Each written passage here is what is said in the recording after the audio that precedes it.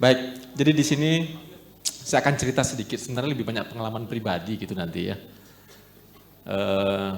Jadi di sini saya ingin belajar, ingin bercerita sedikit, yaitu tentang ya keperluan gitu nilai-nilai multikultural, terutama nanti tujuannya dalam menjembatani kolaborasi ya. Ya karena saya mungkin dari fisika gitu ya, mungkin kita bisa bicara tentang kolaborasi sains gitu ya. Dan saya mendengar dari Pak Gonda di sini barusan. Jadi Anda ini datang dari 9 fakultas, ya. Dan saya yakin tuh ada yang dari engineering, dari science ya, baik itu hard science maupun nanti social science ya. Jadi sangat lengkap ini. Jadi saya coba pilih gitu ya, topik gitu, yang mungkin sedikit-sedikit gitu ada kaitannya dengan masing-masing fakultas Anda ya. Dan ya seperti yang diceritakan tadi saya di ITB, saya jurusan fisika gitu ya di ITB. Saya juga memiliki lab gitu di sana. Kemudian saya adalah ketua kelompok keahlian juga khususnya tentang material elektronik ya. Itu mungkin di lain hal nanti, di lain waktu kita bisa diskusi nanti ya tentang material science. Sekarang kita bicara tentang bagaimana aspek multikultural ini memberikan dampak kepada kita. Selamat siang Pak. Ya, saya lanjut ya Pak ya.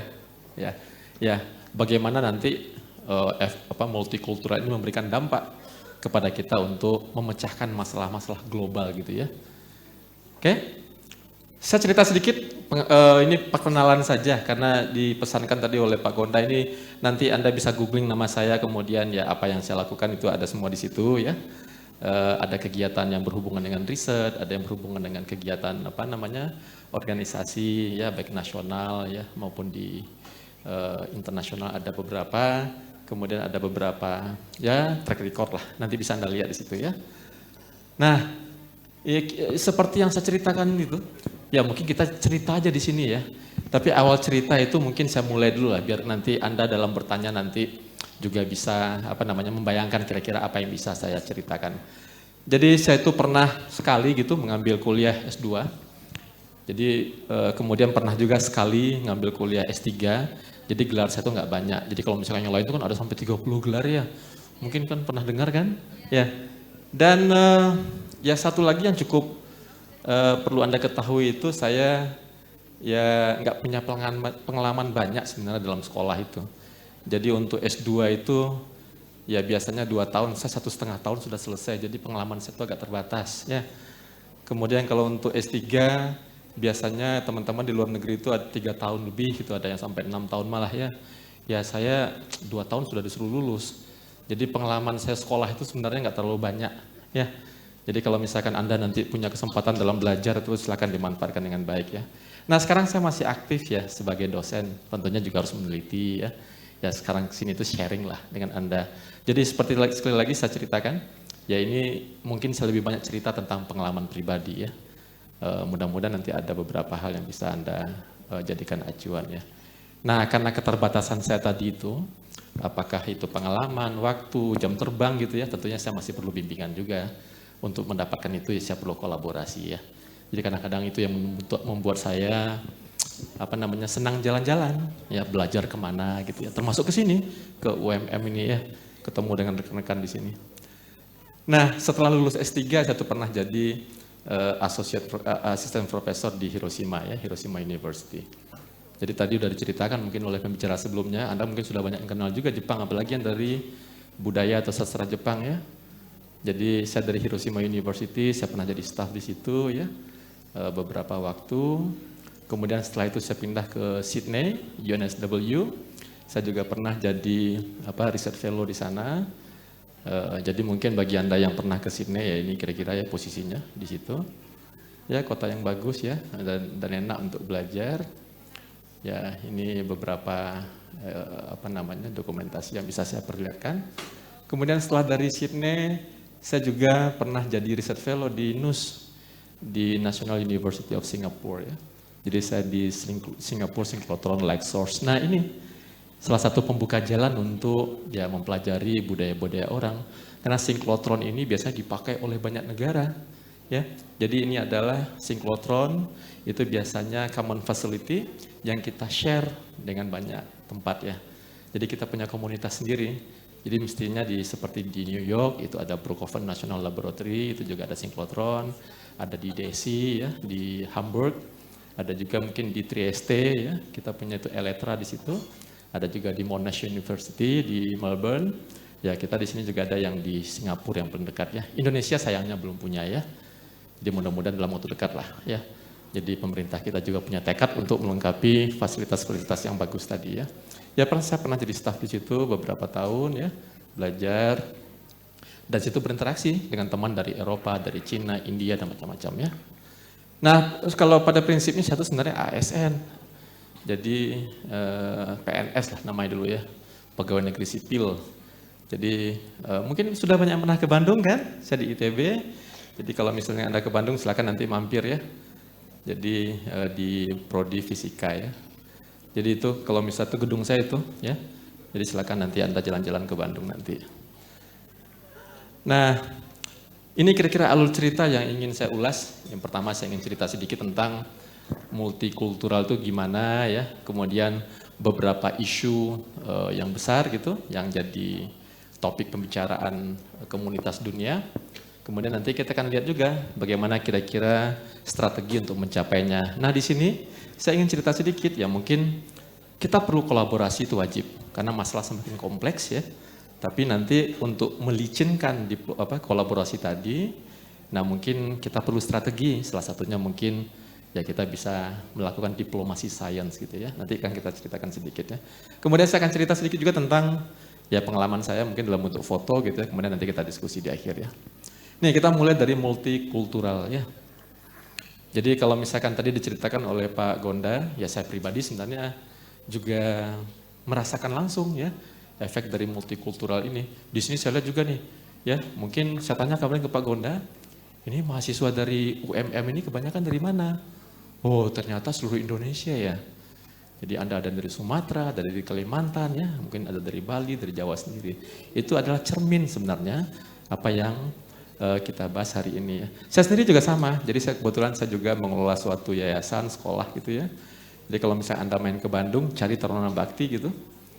Jadi Taruna Bakti ini yayasan yang ketua pembinanya kebetulan saya ini sudah 66 tahun. Jadi di Jalan Riau, di jalan utama gitu ya. Kita punya PAUD sampai akademi di situ. Ya mungkin dibanding UMM masih jauh kecil lah ya, UMM gede sekali ya. Jadi dari PAUD, TK, SMP, SMA, akademi ya. Nah prinsip kita di situ, kita tuh sekolah pembauran. Karena kita sangat sadar ya dari zaman dulu di Bandung itu ya banyak etnis, banyak latar belakang budaya, agama dan lain-lainnya. Jadi di sekolah ini kita menerima semua agama, kita menerima semua etnis tanpa membeda-bedakan ya. Dari dulu itu ya. Silakan Anda boleh nanti coba searching gitu di web ya, Taruna Bakti, nanti akan kelihatan. Ini salah satu itunya. Jadi zaman dulu tahun 50-an itu kita didirikan. Nah pendirinya coba Anda lihat. Dari 11 pendiri itu 9-nya adalah keturunan Chinese ya. Jadi dan sekarang masih berdiri ya, masih sangat bagus. Dan jadi kalau misalkan sekarang ya saya dipercaya gitu untuk jadi ketua pembinanya tuh ya, ketua pembinanya. Jadi di sini ya. Jadi sudah mulai. Jadi dulu ya kita masalah komposisi Muslim non Muslim seimbang ya, Chinese pribumi itu juga seimbang ya. Malah ada yang dari Turki, India, Belanda yang sekolah di situ ya. Nah kemudian satu lagi nih mengingat Sadih Muhammadiyah, saya cerita juga ke Pak Gonda ya. Jadi ini mungkin nggak banyak yang tahu, tapi saya ingin mengenalkan sedikit nih. Jadi ada tokoh yang namanya Wei Chen Hieng. Jadi dia ini adalah dulu tokoh Muhammadiyah di Sumatera, ya. Jadi beliau ini adalah Muslim keturunan Chinese ya. Nah beliau ini adalah kakek dari istri saya sekarang ya. Jadi beliau ya teman dekat dari Buya Hamka Soekarno ya. Jadi yang tengah-tengah itu adalah Engkong, jadi kita manggilnya Engkong ya. Kita menyebutnya Abdul Karim, karena nama muslimnya itu Abdul Karim, karena diberikan oleh Buya Hamka, ya teman dekatnya beliau. Jadi, nah ini kalau Anda lihat ini tampil di websitenya Muhammadiyah ya. Ini juga membahas tentang mengenang Abdul Karim Ui, tokoh Muhammadiyah, kawan dekat Bung Karno gitu ya. Nah ini kebetulan kakek saya ya. Jadi saya diundang oleh UMM tuh seneng banget nih. Jadi dan saya juga sama waktu di Sumatera dulu, keluarga saya dulu ya orang tua gitu juga sangat dekat dengan Muhammadiyah ya. Jadi juga pengurus di kota kita ya. Itu kira-kira sedikit pengantar tentang apa yang saya rasakan, yang saya alami ya, yang berkaitan dengan multikultural tadi. Ini juga nih, itunya si Engkong ya. Jadi kalau misalnya Anda main ke Bandung atau ke Jakarta itu masih ada nih, Masjid Lao Tse ini. Ya, jadi tempat teman-teman saudara kita yang dari Tionghoa gitu, yang ingin jadi Muslim itu menyatakan syahadatnya di situ. Jadi hampir setiap hari itu, di setiap hari itu tuh ada aja gitu yang ingin jadi mualaf ya. Itu di Masjid Lao Tse ya. Nah ini nih yaitu Engkong ya, Engkong kami. Jadi buat saya Muhammadiyah itu sudah seperti keluarga sendiri ya. Oke, ya Anda bisa carilah itunya. Nah sekarang kita bicara tentang topik yang diserahkan ke saya tentang multikultural dulu ya. Ini tidak banyak ya, mungkin tadi ada teman-teman dari fisika juga, ada dari kedokteran nggak ada ya, dari teknik itu mungkin ya. Ya mungkin tanya-tanya apa sih multikultural gitu ya. Jadi ini bahasa yang mudah, sederhana saya ambil. Jadi multikultural itu ya suatu ideologi atau paham juga sebenarnya ya, yang mengakui adanya perbedaan ya dalam kesederajatan individu maupun kelompok dalam suatu kebudayaan ya, yang multikultural, budaya yang berbeda-beda gitu ya. Itu sangat mudah untuk dipahami ya. Jadi contohnya itu Indonesia ini ya. Jadi kita memiliki banyak suku, banyak agama, banyak ras gitu ya. Dan ya mungkin UMM ini juga salah satu representasi yang paling real itu ya tentang kebudayaan atau multicultural condition itu ya. Ya, jadi saya rasa ini mudah ya. Nah, kemudian ada beberapa karakteristik ya dan ciri masyarakat multikultural ini. Ini sangat relatif. Jadi saya ambil saja beberapa poin. Yang pertama, ya kita memiliki kebudayaan yang beragam pasti ya. Kemudian kita memiliki nilai dan norma yang telah disepakati. Itu juga harus, kalau enggak kita nggak bisa hidup dalam harmonis kan? Ya, jadi ada norma, ada konsensus gitu ya. Oh mungkin Anda sudah sangat kenal mungkin ya, bagaimana kita hidup bertoleransi, toleransi agama, toleransi budaya, Bhinneka Tunggal Ika dan macam-macam ya. Itu biasa. Kemudian ya ciri yang ini mungkin kurang kalau tidak dikelola dengan baik ini bisa terjadi, yaitu kita mempersatukan apakah ide ya budaya dan itu agak lambat karena banyak kan komponennya banyak. Jadi bersatu melalui proses yang relatif lambat. Ini beberapa karakteristik ya. Ya, karena perbedaan tadi kan perlu ada diskusi dulu, perlu ada semacam narasi ya yang mempersatukan kita. Ya. Kemudian perbedaan dalam masyarakat itu cenderung menimbulkan konflik sosial. Ya, itu tuh resiko kalau kita sangat multi etnis, multikultural gitu ya. Kadang-kadang ada beberapa kondisi, tapi ini bisa kita lihat dari sisi yang positif ya. Ini kekayaan yang perlu kita kelola dan ini potensi ya yang perlu kita sinergikan sehingga kita memiliki energi yang lebih kuat untuk maju ya. Nah, kemudian ini berkemungkinan terjadi dominasi kelompok dominan ya. Itu tuh beberapa isu yang terjadi di mana-mana ya. Baik di negara Arab, di Eropa, di Amerika gitu ya, termasuk juga mungkin di Australia atau di Papua gitu kan, itu kan banyak ya. Jadi ada pendatang, ada kaum yang asli di daerah tersebut ya. Nah ini multikulturalisme itu cenderung berbicara tentang manusia dan budaya ya.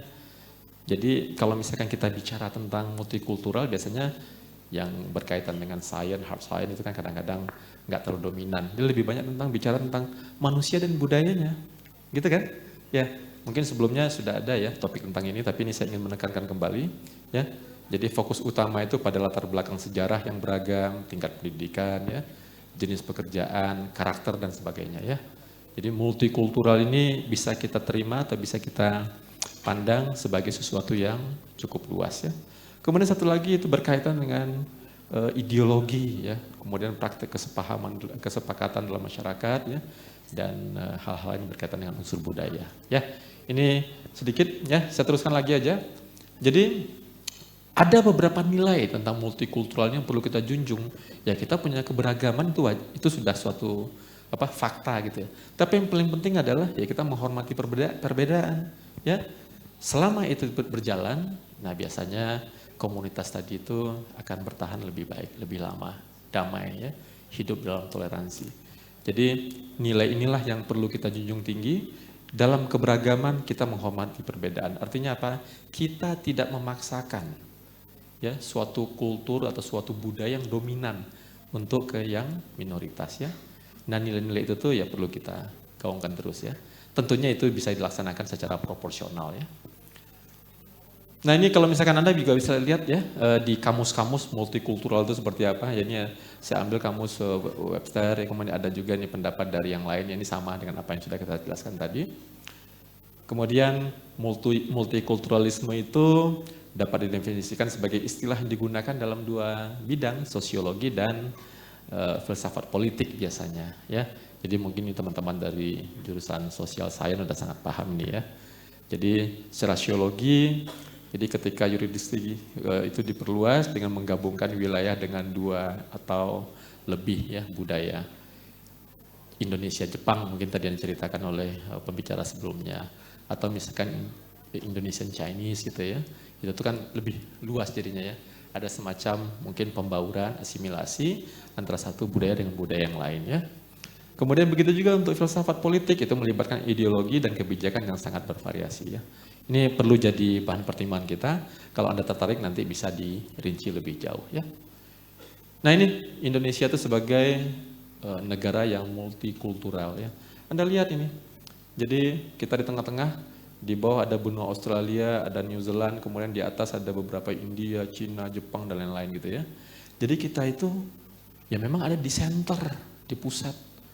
Jadi sangat mudah dipengaruhi oleh budaya-budaya di sekitarnya, ya.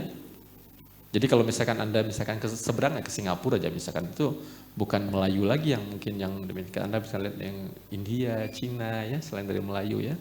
Nah kalau Indonesia karena wilayahnya luas, apalagi yang di daerah timur dengan barat sudah mungkin agak berbeda komposisinya. Teman-teman di timur mungkin dari Ambon, Papua gitu ya, itu kan memiliki apa namanya ciri atau karakteristik yang berbeda dengan teman-teman atau saudara kita yang di Sumatera gitu ya. Semakin ke tengah itu bergabung, berbaur, ya. Jadi, nah sekarang Anda lihat nih kita di Indonesia itu Anda sudah sangat paham. Jadi kita ada 17.000 lebih pulau ya, ada 1.300 lebih etnik ya. Di Sumatera aja berapa? Saya dari Jawa Barat, di Jawa Barat aja tuh banyak itu ya. Belum lagi di Jawa Timur dan lain-lain. Ada 1.340 etnik gitu. Ada 5 agama besar gitu ya di aku. Kemudian ya alhamdulillah kita punya suatu slogan ya yang mempersatukan itu tadi Bhinneka Tunggal Ika ya. Itu suatu norma konsensus kita untuk menjaga kesatuan wilayah ya dan budaya Indonesia. Jadi ini bicara tentang multikultural itu ya Anda sebenarnya sedang mengalami sekarang ya. Anda sedang merasakannya sekarang ya. Coba saya mau survei nih, yang dari Sumatera siapa angkat tangan? Ya, yang dari Kalimantan. Wes banyak ya. Yang dari Pulau Jawa deh, dari Pulau Jawa. Wah, saya udah yakin yang paling banyak pasti dari Pulau Jawa ya. Sulawesi ada? Sulawesi, oh asik ada 2, 3. Oh banyak juga ya, tuh di belakang banyak ya. Saya senang tuh kalau misalkan dari apa namanya Minahasa, dari Makassar gitu ya. Itu tuh dari Palu banyak tuh saudara kita. Dari Ambon ada? Ambon tuh Papua. Wes, keren ini tuh kan. Dari situ sudah membuktikan nih kita datang dari wilayah yang berbeda-beda kan. Multikulturalnya berbeda-beda. Jadi mungkin teman-teman yang dari Ambon mungkin bisa cerita tuh ke teman-teman di Jawa. Oh, mungkin tentang pakaiannya, tentang makanannya gitu, kebiasaan dan lain-lainnya. Yang dari Sumatera juga bisa itu cerita ya. Mungkin tentang budayanya, makanannya gitu misalkan ya. Yang paling enak itu ya diplomasi melalui makanan ya. Sambil makan ya, sambil cerita gitu. Ya kita jadi kenal budaya ya. Ya, hal seperti itu kan cukup bisa membantu kita untuk lebih dekat gitu ya. Yang pasti ya itu kita Bhinneka Tunggal Ika terus kita jaga ya. Nah ini, jadi ini sudah saya ceritakan tadi, jadi nggak terlalu banyak kita bisa itu ulang ya. Kita punya potensi yang besar ya. Jadi Indonesia itu memiliki potensi untuk menjadi pemain di bidang ekonomi ya, yang besar. Potensi ekonomi kita sangat besar. Kita bisa jadi leader nanti di bidang itu ya. Yang lain-lain itu sebenarnya sama ya.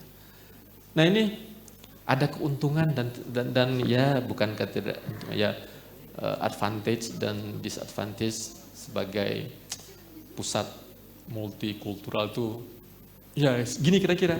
Ya ini bisa Anda cari lah nanti. Ini saya coba aja tulis tadi ya. Saya tulis, saya rinci. Seperti misalnya keuntungan kita nih. Jadi tingkat toleransi yang lebih tinggi terhadap minoritas. Multikulturalisme itu dapat membawa masyarakat yang lebih damai kalau kita bisa menanamkan dan mengembangkan sifat dan jiwa toleransi tadi ya. Kita bisa belajar dari budaya yang berbeda ya. Sampai di akhirnya dapat meningkatkan peluang keseluruhan dalam kehidupan banyak orang ya. Jadi banyak sekali tuh keuntungan kita itu hidup dan mempertimbangkan concern terhadap multikultural tadi ya. Walaupun ada beberapa hal yang mungkin bisa menjadi potensi ya. Potensi yang menyebabkan ya mungkin ya yang harus kita tata kerugian ya atau kekurangannya. Seperti misalkan kalau ada potensi ketegangan antara orang-orang yang dengan latar belakang budaya yang berbeda itu mungkin ya sangat mungkin pernah terjadi gitu ya. Tapi itu yang perlu kita manage. Jadi perbedaan itu kita anggap sebagai rahmat yang perlu kita kelola sehingga keberagaman tadi itu membuat kita bisa memiliki ya fungsi yang berbeda, posisi yang berbeda sehingga dalam satu sistem kita bisa sinergi gitu ya, itu yang paling penting. Ya, seperti misalkan populasi lokal asli bisa punah gitu ya. Ini juga terjadi di beberapa tempat kan. Seperti misalkan di Australia gitu misalkan ya. Ya mungkin masyarakat aborigin kan sudah mulai ya dibandingkan dengan pendatang jumlahnya nggak terlalu banyak. Jadi lama-lama nanti kalau ya kayak bangsa Indian gitu di Amerika misalkan ya. Itu kan dia juga walaupun sekarang sudah ada policy atau kebijakan untuk mendukung atau mensupport mereka gitu ya. Jadi ini beberapa dari kerugian atau hal-hal yang perlu kita perhatikan. Kayak ketegangan sosial dapat meningkat gitu ya. Kapan? Kalau kita tidak bisa memanage gitu ya, mengatur secara lebih baik ya. Nah sekarang saya mau cerita sedikit tentang isu-isu global. Kita sudah belajar tentang multikultural tadi. Ya, ada potensi, ada perbedaan ya baik pendidikan ya, baik budaya ya, kebiasaan ya. Budaya itu bisa Anda definisikan sendiri lah, terutama teman-teman dari social science ya. Jadi ya mungkin kulineri itu bagian dari budaya, pakaian ya, tari-tarian ya, kebiasaan, bahasa gitu ya. Bayangkan coba Indonesia itu punya berapa bahasa.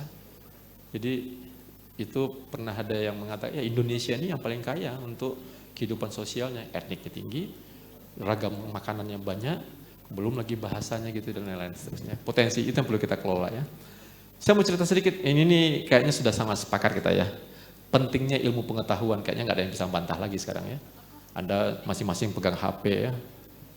Kalau misalkan baterai handphone Anda itu tidak reliable gitu, setengah jam berikutnya mati gitu, Anda bingung juga kan. Sekarang kalau zaman dulu dengan aplikasi yang Anda miliki sekarang, ya mungkin daya tahan handphone Anda itu mungkin cuma beberapa jam.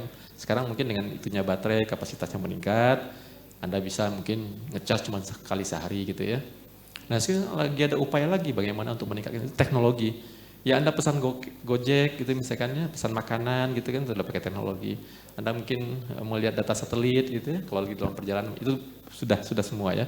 Jadi teknologi dan ilmu pengetahuan itu penting, itu yang kita nikmati sekarang. Kita direkam, ada yang lihat dari tempat lain ya, kita bisa teleconference gitu ya, dan macam-macam ya. Ini perlu kita perhatikan ya, dan teknologi dan ilmu pengetahuan tadi membuat hidup kita lebih mudah ya. Nah, saya coba di sini list ya beberapa poin yang saya anggap sebagai isu-isu yang cukup dominan yang sedang dibahas orang ya. The most important 4 issues that are the big challenge ya, memiliki itu tantangan. Yang pertama adalah tentang clean and affordable energy. Jadi energi yang bersih dan murah. Itu semua negara ngomongin sekarang. Ya. Jadi ini isu yang cukup besar. Satu lagi tentang clean and safe water, tentang air. Jadi yang air yang aman dikonsumsi, yang bersih gitu ya. Itu walaupun kita di sekitar kita tuh banyak laut, banyak sungai, tapi yang bersih dan aman itu tuh masih menjadi perhatian dunia ya. Oke. Satu lagi tentang itu kelaparan ya. Jadi banyak lokasi, even di Indonesia mungkin ada beberapa area gitu yang perlu menjadi perhatian kita untuk pangan gitu ya, kelaparan ya, kadang-kadang mungkin kondisi lingkungannya yang tidak baik untuk pertanian itu ada ya. Ini saya pilih aja 4 gitu, satu lagi itu adalah Internet of Things yang agak kekinian lah ya. Ini kan Anda sering banget tuh denger ya. Jadi Internet of Things, Artificial Intelligence gitu, Big Data dan lain-lain itu penting ya, sering dengar kan? Oke, saya pilih aja nih 4 isu ya. Sebenarnya ini nggak ada aturan, Anda bisa aja pilih yang lain, tapi saya sekarang nampilkan 4 ini lah. Nah, ini kira-kira yang menjadi isu global ya. Yang saya pilih aja ini 4 macam dulu lah. Dan kalau misalkan kita tadi main di yang bagian pertama tadi nih, Internet of Things atau misalkan untuk energi gitu ya. Ambil contoh misalkan nih zaman dulu, mungkin saya nggak tahu Anda pernah ngalamin atau enggak. Kalau ada konser musik atau pergi pengajian rame-rame atau misalkan tablik akbar malam-malam gitu. Biasanya ya ini kondisinya malam-malam yang bisa Anda lihat nih. Jadi para audiens itu bawa lilin, kemudian ya nanti untuk menunjukkan partisipasinya nanti lilin. Kalau sekarang udah beda sekarang. Yang diangkat itu lah handphonenya aja, pakai LED ya. Ya. Jadi dan Anda perhatikan nih, satu titik putih itu yang di sini itu katakanlah satu gadget ya, satu smartphone. Yang mana di sebelahnya itu tuh ada mungkin 7 inch LCD, ada mungkin 5000 miliamp baterai gitu kan, ada mungkin beberapa gigabyte data gitu kan, ya informasi semua di satu titik itu, ya. Kalau dulu lilin aja nih, ya. Nah ini yang menyebabkan ya masifnya penggunaan barang elektronik. Anda mungkin yang bawa handphone mungkin ada 1 orang bawa 2 mungkin jangan-jangan ya. Mungkin ada orang tuanya mungkin ya bawa tablet 1, bawa handphone 1 gitu kan. Kalau zaman dulu nggak ada itu, nggak segitu banyak ya. Kalau sekarang kan sudah. Jadi masifikasi elektronik ini juga menjadi budaya baru ini ya. Ya kalau dulu Anda mungkin kemana-mana bawa buku, kalau sekarang mungkin 1 handphone atau tablet aja, semua dalam bentuk PDF gitu ya. Kemudian ya nggak nyatet lagi, tinggal foto-foto aja semuanya masuk dalam memory device gitu kan. Jadi bahan-bahan kuliah yang diajarkan oleh dosennya ya udah tinggal difoto aja, klik. Atau nanti nunggu, minta Pak nanti boleh minta nggak PDF-nya gitu ya. Ya nggak? Kemudian tinggal bawa 1 aja. Zaman dulu nggak ada gitu, bawa buku, ya baca di garis-garis, ya itu kan sudah merubah. Jadi budaya tadi juga bisa berubah sesuai dengan perjalanannya waktu ya. Nah ini zaman dulu nih seperti zaman saya seperti itu. Kita teleponnya sendiri, alat musik sendiri ya. Kemudian kalau misalkan kita ada sensor tekanan, retina sendiri, untuk nonton TV sendiri, komputer sendiri, kamera sendiri gitu dulu kan. Melihat jam juga bawa jam tangan, saya masih kuno nih pakai jam tangan ya. Padahal saya juga punya handphone. Di handphone juga ada jam kan. Semua sekarang ini barang-barang itu ya tergantikan oleh satu gadget sekarang ya. Jadi multifunctional devices, ya. Jadi yang tadinya punya banyak fungsi seperti itu sekarang Anda cukup buat 1 ya. Nah ini juga akan merubah budaya kita kan? Budaya kita juga berubah di situ, ya. Kalau misalnya kita lihat tentang komputer aja, yaitu yang saya bilang tadi ada artificial intelligence, ada quantum computer, ada Internet of Things gitu kan, yang mungkin sebelum tahun 2005 itu belum terlalu wah. Kemajuannya belum seperti sekarang. Kalau sekarang sudah sangat tinggi, sangat cepat ya. Jadi ini dengan fungsinya yang beragam ya, dan itu mempengaruhi dunia ya. Jadi misalkan artificial intelligence gitu untuk menemukan material baru aja. Jadi sekarang material yang baru yang sudah dikenal itu ya kita sebut saja 1 miliar lah. Jadi kita sudah memiliki 1 miliar material yang sudah kita ketahui sekarang. Tapi dengan artificial intelligence kita bisa tahu lebih banyak lagi. Kita bisa membuat konfigurasi material baru lebih banyak lagi ya. Jadi dengan artificial intelligence nanti kita ya sangat banyak ya. Jadi mungkin diperkirakan bisa sampai 10⁻62 jenis material nanti. Ya, kita kombinasikan, kita hitung, compute ya dan macam modeling ya. Sehingga nanti material baru terus bermunculan yang belum ada saat ini di alam ya. Nah, ini nih artificial intelligence ya. Atau misalkan ini quantum application ya, quantum aplikasi ya, quantum itu kan kuantisasi dari sesuatu yang kontinu ya. Jadi nanti bisa dalam bentuk mencari optimisasi solusi ya. Atau misalkan nanti itu untuk mendesain obat-obat baru ya atau material baru, itu dengan dunia kuantum akan sangat mudah ya. Atau misalkan nanti ada machine learning yang bisa belajar sendiri ya, kayak untuk robot ya. Jadi dengan algoritma tertentu, jadi komputer tadi ya bisa mikir dengan iterasi tertentu, dia bisa memecahkan masalah solusi gitu ya, mencari solusi dengan apa yang terjadi di lingkungannya gitu ya. Ya ini sayang ada yang kepotong ya, jadi silakan mungkin matanya ke sana aja.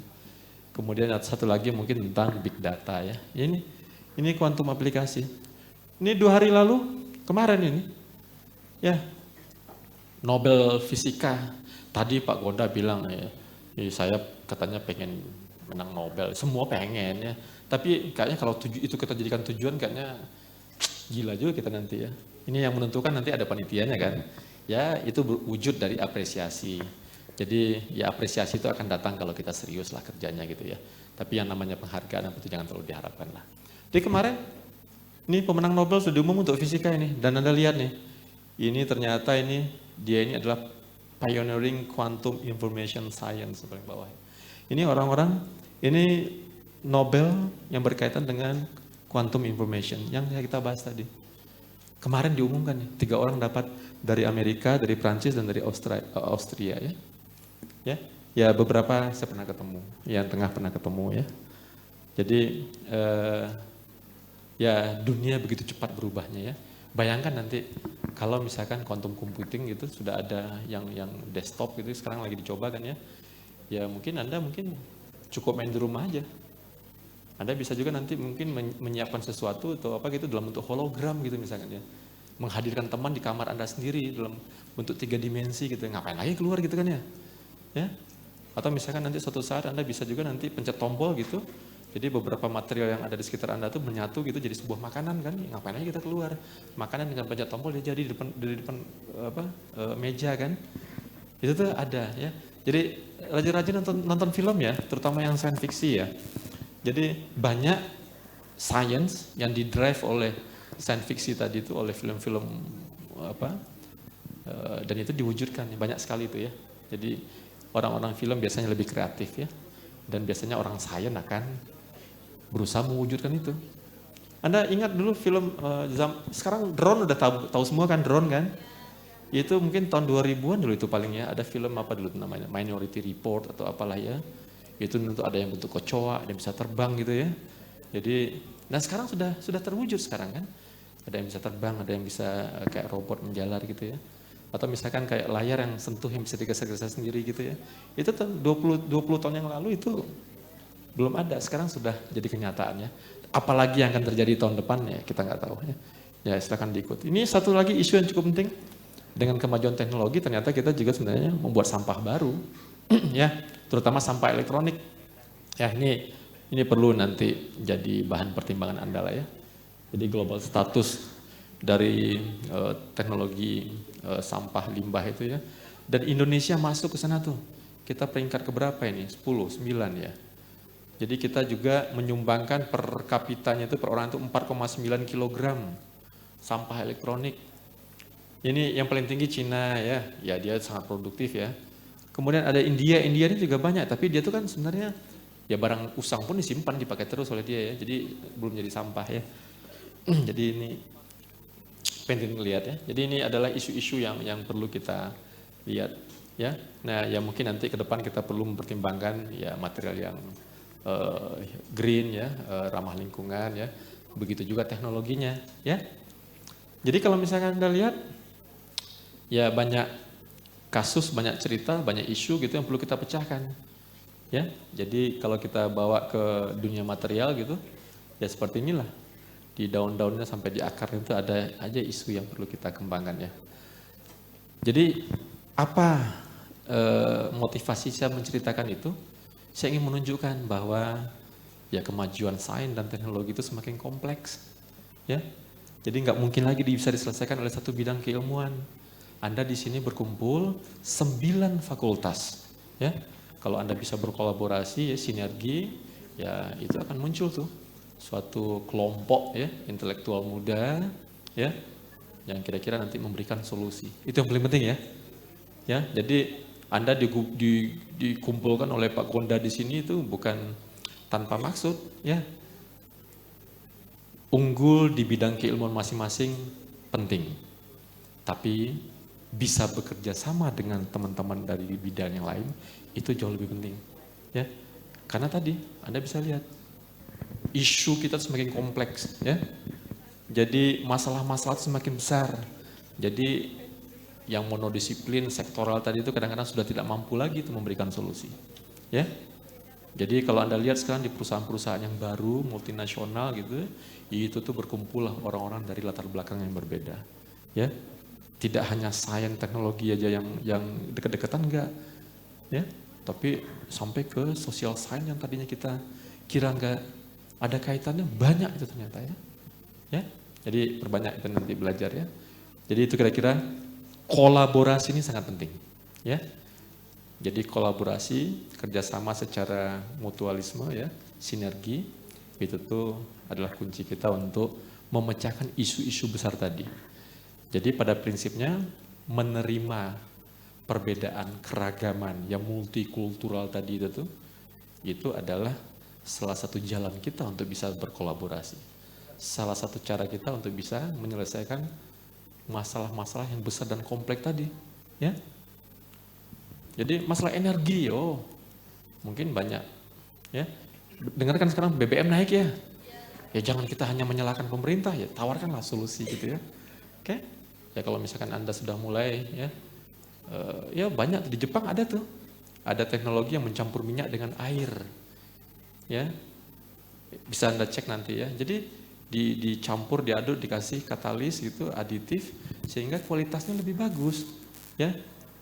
Jadi dalam nanoteknologi tadi itu air dengan minyak bisa bercampur untuk waktu yang lama menggunakan emulsifier gitu, ya, sehingga dia bisa lebih lama dan diukur parameter-parameter itunya jalan gitu, ya. Ya kalau kita sekarang masih menggunakan minyak sawit campuran atau macam-macam, ya. Nah kalau misalkan Anda ya ingin memberikan solusi di situ sambil kuliah, Anda bisa memberikan kontribusi, ya. Ya. Jadi Anda ke kampus ini jangan hanya belajar duduk di depan kelas kemudian menunggu ujian enggak, ya. Coba mulai sekarang latih diri untuk mulai solve the problem, ya. Jadi itu bedanya dulu dengan yang sekarang. Kalau dulu zaman saya dulu urutannya adalah lahir, bermain, sekolah, kerja, nikah, ya punya keluarga, itu pensiun, meninggal. Ya, mainnya sebelum kita ya pas sekolah lah gitu, setelah nikah tuh hilang. Sekarang enggak, ibu-ibu, bapak-bapak, nenek-nenek juga lagi asik juga tuh main game di gadgetnya, kan, pernah lihat kan? Ya, dan enggak sedikit yang lebih muda dari Anda ini di negara-negara maju itu sudah mulai tuh membuat suatu inovasi karya, dia menjual tuh ke multinegara, ya, menghasilkan karya-karya kecil aja, kayak pouch handphone, atau misalkan desain-desain kecil, ya. Jadi anak-anak SMP, SMA di luar negeri itu sudah mulai menghasilkan uang. Dia jual online, dia promote di website gitu, ya. Jadi dituntut belajar dari lahir sampai meninggal, dituntut kerja dari lahir sampai meninggal. Jadi nggak ada lagi tuh segmentasi seperti tadi. Jadi orang kalau mau bermain setelah pensiun nggak apa-apa. Kalau dulu kan kesannya main anak-anak gitu tuh agak sedikit aneh gitu, ya. Kalau sekarang udah enggak, ya. Banyak tuh tokoh-tokoh ibu-ibu, bapak-bapak yang sudah senior tuh ya main game juga. Mereka malah lebih seru gitu kelihatannya, lebih, ya. Jadi urutan yang dulu tuh sekolah diatur oleh budaya kita lama itu sekarang sudah mulai bergeser, ya. Nah itu yang saya sebut tadi, untuk kolaborasi di tengah-tengah budaya multikultural itu tuh, ya kita perlu yang namanya diplomasi sains, ya. Kan untuk berkolaborasi itu kita perlu menyamakan persepsi, kita perlu menyamakan kepentingan. Kepentingan mungkin nggak bisa disamakan, artinya ya inilah sinergi gitu, ya. Ya, ya kalau misalkan budayanya berbeda, kepentingannya berbeda, terus nggak ada yang menjembatani, merekatkan itu, ya kita nggak akan pernah terjadi tuh kolaborasi, kerjasama, ya. Gitu. Nah saya sedikit akan mengulas lah tentang diplomasi sains ini seperti yang saya janjikan tadi, ya. Ya diplomasi sains itu sebenarnya nggak ada definisi tunggal, nggak ada, ya. Tapi pada intinya adalah ya kita itu ya akan berurusan dengan ini ya pertukaran informasi, pendidikan, kebijakan dan yang lain gitu ya. Jadi ada suatu kegiatan nanti ya. Ini diplomasi sains, kita berusaha untuk meyakinkan pihak-pihak tertentu agar sains ini atau misalkan untuk kepentingan sains ya, kita perlu bekerja sama ya. Jadi banyak sekali definisi dari diplomasi sains itu ya. Jadi diplomasi sains itu bukan hal yang baru.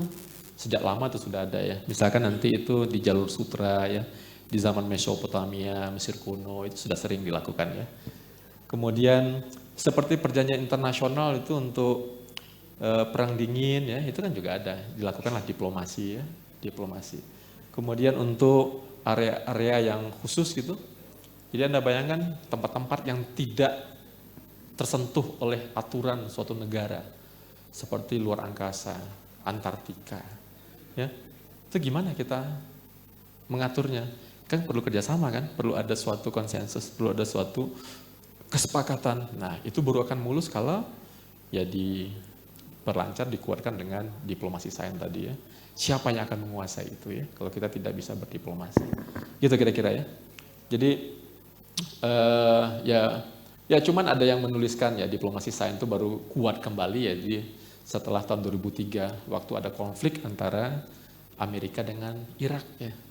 Jadi untuk memperbaiki image Amerika itu digiatkanlah istilah diplomasi sains dan macam-macam ya. Itu tuh kuat lagi itu tuh tahun 2003 ya. Tapi sebelumnya zaman Mesopotamia, zaman Cina kuno, Mesir itu tuh sudah sangat sering dan sangat banyak ya tentang diplomasi sains ya. Jadi definisi itu banyak, tapi yang pertama itu ya keterlibatan aktor atau tentang kepentingan publik itu tuh penting ya, kepentingan politik juga ya.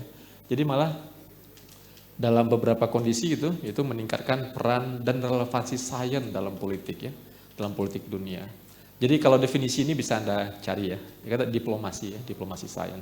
Diplomasi itu artinya kemampuan kita negosiasi, meyakinkan orang ya, membuat orang lain itu mau membantu kita, kemudian membantu kita untuk mewujudkan kepentingan kita gitu kan. Orang lain juga sama. Nah, menyocokkan itu tadi ya yang diperlukan ya. Ini saya lewat aja, ini tentang definisi-definisi diplomasi sains ya. Kalau diperlukan nanti ini bisa saya berikan ya. PowerPoint-nya ya. Ini banyak sekali ya tentang diplomasi sains itu. Ini saya juga ambil ya, ini beberapa referensinya ya. Dan ini semua nih, jadi bisa nanti jadi bahan bacaan Anda nanti ya. Kalau Anda tertarik, itu adalah paper-paper yang sering di-cite orang untuk diplomasi sains ya. Kalau kita bagi, sebenarnya ada 3 taksonomi yang melibatkan kata-kata sains dan diplomasi. 3 ini. Yang pertama adalah science dalam diplomasi. Jadi science in diplomacy ya. Di sini itu kita menginformasikan tujuan kebijakan luar negeri dengan saran ilmiah. Ya. Jadi sebenarnya secara umum ya diplomasi sains itu kebanyakan dulu tuh berhubungan dengan kebijakan luar negeri dengan analisa atau data-data ilmiah gitu ya. Ini science in diplomacy. Kemudian yang kedua juga sering kita dengar itu diplomasi for science. Jadi kita melakukan diplomasi untuk perkembangan ilmu pengetahuan, ya. Di situ kita memfasilitasi kerjasama sains internasional biasanya, ya. Ada yang ketiga itu adalah sains untuk diplomasi. Jadi sains ini kita gunakan untuk berdiplomasi. Kita jadikan sebagai suatu nilai tawar biar keinginan kita atau kepentingan kita dipertimbangkan orang gitu ya. Jadi dalam diplomasi, jadi yang pertama science in diplomacy. Dalam kita melakukan diplomasi itu ada sainsnya juga, ada beberapa langkah-langkah ilmiah juga yang bisa kita lakukan. Yang kedua itu diplomasi untuk sains. Ya misalkan tadi saya lihat perkenalkan ya saya di sinklotron atau di CERN gitu, alat-alat besar dunia gitu. Itu tidak semua orang punya akses ke sana loh. Tidak semua pihak punya akses ke sana loh ya. Jadi maaf saya ini cerita bukannya kita mendeskripsikan atau apa teman-teman. Seperti misalkan di Iran itu dia kena embargo ya oleh beberapa wilayah. Jadi Iran itu banyak tidak mendapat kesempatan untuk menggunakan fasilitas-fasilitas yang dananya dari konsorsium tadi. Ya. Jadi itu tadi ya. Jadi banyak itu terjadi ya. Kemudian ya diplomasi untuk sains ya. Jadi kita ya berusaha untuk mencari akses, ya bisa menggunakan sinklotron di mana ya. Ya, karena itu memerlukan dana yang besar. Kalau kita tidak bisa berkolaborasi gitu dengan diplomasi saya, ya kita nggak punya kesempatan untuk menggunakan itu kan. Atau misalkan satelit-satelit luar angkasa, kan nggak banyak. Nah, untuk bisa mengakses datanya sampai ke hardware-nya gitu, sampai ke mengirimkan astronot kita ke situ ya, itu kan perlu ada suatu kepercayaan, perlu ada suatu kesamaan kepentingan dan lain-lain ya. Nah, itu perlu diplomasi sains itu. Ada lagi sains untuk diplomasi ya. Jadi itu. Ini sudah saya ceritakan di belakang semuanya panjang ya. Sains dalam diplomasi, ringkasannya seperti yang saya ungkapkan barusan ya. Kemudian ada beberapa contoh di situ ya. Kemudian ini diplomasi untuk sains juga banyak contoh di sana. Saya kasih contoh di sini ya tentang reaktor termonuklir, Large Hadron Collider gitu ya di CERN gitu dan macam-macam ya, banyak sekali ya. Jadi kita perlu melakukan diplomasi untuk mendapatkan akses ke fasilitas-fasilitas dunia tadi. Ini juga sains untuk diplomasi, ini lebih ke pengaruh kita tadi ya. Jadi ini sains ini dijadikan sebagai kekuatan lunak, soft power gitu ya. Ya. Jadi kebetulan saya di ALMI, saya dulu Vice President ALMI. ALMI itu adalah Akademi Ilmuwan Muda Indonesia. Itu di bawah IP. Jadi itu juga ada undang-undang yang mengatur. Jadi kita berdiri itu di bawah undang-undang. Jadi di Indonesia itu kalau nggak salah cuma 2 organisasi itu di bawah undang-undang. Ada PMI satu lagi grupnya IP ini. Nah, saya Vice President di situ dulu. Nah, kita melakukan ini. Jadi dulu tuh ada envoy-nya Obama itu Bruce Albert ya, itu datang ya. Kita diskusi, sharing apa yang bisa kita kerjakan sama-sama ya. Nah, itu orang hebat ya. Nah, kita saling ngisi. Ya, Indonesia kaya dengan biodiversity-nya, kaya dengan sejarahnya ya, macam-macam. Nah, kemudian ya kita menjadi center untuk itu. Banyak yang berkepentingan di sana. Nah, kita kan perlu ngatur strategi kan. Ambil contoh misalkan ini tanggal bulan April tahun 2023 nanti itu akan ada gerhana matahari total. Dan wilayah darat yang dilewati oleh gerhana matahari itu di Indonesia ada 2, Pulau Kisar dan Biak. Anda bayangkan, dalam waktu beberapa jam itu tuh, ya cahaya atau radiasi matahari akan diblok gitu ya, terjadi gerhana matahari total. Apa yang akan terjadi dengan biodiversity kita? Apa yang akan terjadi dengan ekosistem kehidupan yang ada di sekitar yang dilewati itu? Sampai sekarang itu sudah banyak peneliti dunia itu ingin datang, sudah daftar ngurus izin ke Biak maupun ke Pulau Kisar. Karena kalau dia lewat nanti, itu ada lagi mungkin 30 tahun berikutnya. Ya, nah untuk mengkaji itu ya kita punya kepentingan di situ kan, wilayah kita loh yang dilewati itu, ya. Jadi kita sebenarnya punya power untuk mengatur tentunya kan, ya. Nah jadi ya itu tuh kalau misalkan Anda, saya nggak tahu di sini ada nggak yang suka astronomi, ya. Itu teman-teman astronomi sambil merayakan nanti 100 tahun Boscha, yang mungkin akan ke Biak nanti ya. Boscha di ITB ya, kita punya ada teropong bintang di situ. Nanti bulan April tahun depan itu ada ya. Nah ini ya yang perlu kita lihat ya. Ya itu tadi beberapa dekatan itu ya, kita mau untuk meningkatkan akses. Jadi diplomasi sains itu bisa meningkatkan akses kita ke fasilitas bersama, fasilitas dunia. Kita sekaligus bisa mempromosikan ya, mempromosikan negara kita, polusi kita, kemajuan kita, biodiversity kita dan macam-macam ya. Kemudian satu lagi itu kita akan bisa memberikan pengaruh. Ya, kita akan memiliki suatu power gitu untuk menentukan. Seperti tadi, kalau misalkan kita tidak hati-hati dalam memberikan izin, bekerja sama dengan teman-teman yang dari luar ya, ya kita sadarlah kemampuan kita kan mungkin ada keterbatasan. Kalau kita tidak disupport oleh luar negeri, ya mungkin kepentingan dunia yang lebih besar nanti bisa ya, tidak optimal gitu kan. Nah, jadi harus pandai-pandai di sana, kita harus bijaksana juga di situ ya. Jadi dalam mengizinkan, dalam menyuruh, melarang itu tuh perlu ada suatu pertimbangan yang komprehensif ya. Nah itu di situ diatur di diplomasi sains tadi ya. Ini sebenarnya banyak ya yang saya sengaja tuliskan ini tadi malam ya.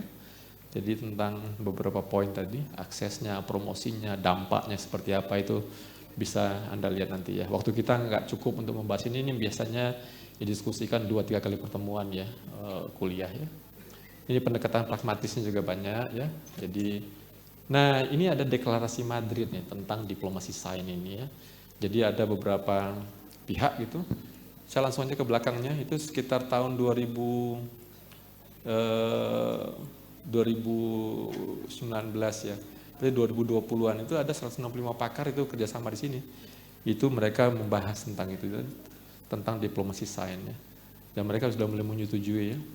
Jadi maksud saya di sini tadi ada suatu kesepakatan ya untuk mendorong penerapan diplomasi sains itu di komunitas dunia ya. Itu ada di sini semua tadi ya. Jadi ini prinsipnya, ini manfaatnya ya. Nah ini ceritanya di situ. Jadi tahun 2018, dua tahun kemudian 2020 itu 165 tokoh tadi ya dunia itu sudah memberikan rekomendasinya ya. Jadi deklarasi Madrid tentang diplomasi sains ini banyak dijadikan acuan ya untuk pemanfaatannya. Yang tadi ya. Nah itu kira-kira ya. Jadi cerita kita sudah semakin mendekati ujungnya. Jadi kita sudah cerita sedikit tentang multikultural. Kemudian kita melihat potensi yang bisa kita kembangkan di situ, ya. Dan kata kuncinya untuk menyelesaikan isu global, kita perlu bekerja sama. Jadi memanage perbedaan budaya, perbedaan potensi, perbedaan interest dan kepentingan ya, itu tuh perlu kita atur dengan baik. Jangan sampai kita mengemukakan ego kita, melarang atau mengizinkan atau apalah gitu ya, sehingga nanti kita bisa kalau terlalu loose, kita bisa kecolongan misalkan ya. Banyak kan seperti itu. Jadi banyak orang asing masuk tanpa ada aturan, ya data-data, kemudian ilmu-ilmu yang tersimpan gitu, itu kita tidak menikmati hasilnya. Kalau kita terlalu kuat, terlalu melarang, itu dengan kemampuan kita belum bisa mengolah, jadi kepentingannya lebih umum nanti juga terhambat gitu ya. Itu kira-kira ya. Jadi harus pandai-pandai. Jadi kolaborasi adalah kata kuncinya dan salah satu cara yang mengaturnya untuk mengontrol dan menata itu ya menggunakan ya diplomasi tadi, diplomasi sains ya. Itu kira-kira. Nah, ini saya tadi teringat ya, di sini banyak yang muda-muda nih. Saya teringat ini si Jack ini adalah pemenang Nobel tahun 88 di fisika. Dia mengatakan gini, betapa pentingnya itu ya. Jadi imajinasi dari yang muda-muda ini. Jadi di situ nih ya pemuda ya. Dan ini yang perlu didorong ya. Anda sekarang mungkin rata-rata kan usianya mungkin 19 sampai 20 tahun lah kira-kira ya sebelum lulus ya. Saya tadi tanya Pak Gonda, rata-rata mungkin ini sudah tingkat 3, tingkat 4 ya, semester 7, semester 9 gitu, mungkin 8-an, saya 7 gitu mungkin ya. Dan ya silakanlah bertanya pada diri sendiri selama kuliah apa yang sudah Anda rekap, apa yang sudah Anda kumpulkan ya. Kemudian yang Anda dapatkan sekarang itu bisa dipakai untuk apa nanti ke depan. Ya. Mulai bertanya pada diri sendiri ya. Jadi kalau Anda cuma pergi ke kampus, pulang lagi, datang gitu terus ya tanpa merasakan adanya suatu kemajuan gitu tentang cara berpikir, ngasah otak ya, practice of mind gitu dan macam-macam, ya itu nanti Anda tidak ya jangan sampai Anda datang kuliahnya nggak sadar gitu loh mau ngapain ya. Itu penting banget ya. Nah ini yang dikatakan gitu. Jadi ya yang muda-muda itu perlu ya kita dorong, kita bantu ya, difasilitasi ya, dan dunia kita ya bergeser dengan waktu tadi. Apa yang Anda harapkan mungkin berbeda dengan apa yang saya harapkan waktu saya kuliah dulu ya. Dan itu natural dan itu suatu hal yang biasa ya. Nah, lihat ini ya dua pemenang Nobel ya. Ini dosennya, ini mahasiswanya ya. Jadi ini Andre Geim, ini Novoselov ya. Ini 2010. Jadi dosen dan muridnya yang ngerjakan atau idenya sebagian besar juga dari muridnya jangan-jangan ini. Ya, tapi pengalaman dari dosen yang tadi itu bisa membantu untuk membuat cerita yang lebih komplit ya, utuh ya. Atau yang lebih itu lagi ini juga nih pasangan murid dan dosennya. Ini kalau yang tadi dari Manchester, ini dari Nagoya University. Ya. Ini Akasaki dengan Amano ya. Ini dari Nagoya University. Jadi dua-duanya ke pemenang Nobel. Di tahun 2014 dia menemukan blue LED. Jadi cahaya yang warnanya biru ya, menggunakan material tertentu ya. Jadi kalau misalkan Anda menggunakan laser pointer itu warnanya merah terus kan? Yang murah itu pakai gallium arsenide. Sampai kiamat warnanya merah itu nanti itu. Gak akan berubah, paling redup aja kalau baterainya habis. Karena gallium arsenide selalu memancarkan cahaya 660 nanometer merah warnanya. Nah kalau si Amano ini dengan dosennya bisa menemukan cahaya yang dipancarkan daerahnya 400 nanometer biru ya. Dan yang ditemukannya itu membuat warna lebih lengkap ya. Ya saya juga pernah diundang nih, ini blue LED yang ditemukan oleh Amano. Ya ini tempatnya beliau, ini saya juga menggunakan alat yang dia gunakan ya. Ini 3 orang di tahun itu, ada Nakamura, ada Amano, ada Akasaki ya. Ini di Nagoya University, 3 orang di tengah itu. Ini dia punya sendiri tuh Akasaki Institute ya, di Nagoya University. Ya saya juga pernah diundang, jadi kalau di Indonesia banyak sekali yang pengen ngundang pemenang Nobel gitu. Jadi ini Amano, ya kalau tahun 2014, 2015 dulu setelah dia dapat Nobel saya pernah diundang dulu ya. Jadi saya pernah diundang untuk ke sana menceritakan apa yang sudah saya temukan gitu loh. Jadi ini pengalaman yang cukup baik ya untuk berkolaborasi. Jadi diapresiasi oleh kolega kita itu tuh membuat kita nyaman, senang, apalagi yang mengundang kita pemenang Nobel ya. Jadi mungkin saya yakin dari UMM-nya akan lahir nanti tuh. Dengan imajinasi yang Anda miliki ya, kesempatan, apalagi didukung oleh staf-staf dosen yang mumpuni, fasilitas yang lengkap, nanti dari UMM akan lahir nanti. Ya, inovasi-inovasi baru ya. Oke? Pasang tekad dari sekarang ya. Ya. Jadi Anda punya peluang yang sama dengan yang tadi itu. Ya, mana tahu nanti Anda dengan dosen pembimbing Anda nanti akan jadi sepasang orang yang memberikan kontribusi terhadap perkembangan dunia. Ya. Oh, perkara nanti dapat Nobel atau urusan belakangan ya. Yang penting deklarasikan diri kalau Anda ingin memberikan kontribusi di situ ya. Itu ya. Ini kita sempat main ninja-ninjaan juga nih ya. Ini Amano-nya, ini saya nih ya. Jadi ini ninja Jepang. Jadi kalau kita ada acara di situ tuh sering tuh main ninja-ninjaan ya. Ya, ini waktu saya diundang ke sana ya. Saya juga pernah waktu itu ke Monstromlo di NU ya. Kebetulan rektornya yang sekarang juga pemenang Nobel. Jadi Brian Smith itu. Jadi pemenang Nobel, dia tuh 2 kewarganegaraan Amerika dan Australia. Ya, saya diundang ke, jadi dia ini dari astrofisika ya. Nah ini dia Brian Smith, sekarang rektor di Australian National University di Canberra ya. Pemenang Nobel 2004 ya, 2011 ya, tentang fisika ya. Jadi ya waktu saya di Singapura dulu beliau suka bolak-balik karena dia juga diminta sebagai national advisor-nya untuk pendidikan di sana ya. Orangnya sangat baik ya. Ya ini kita sempat minum kopi dulu ya sama beliau ya.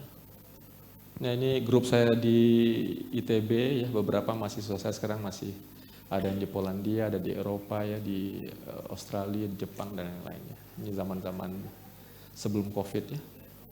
Nah sekarang di mana kita sekarang Indonesia itu?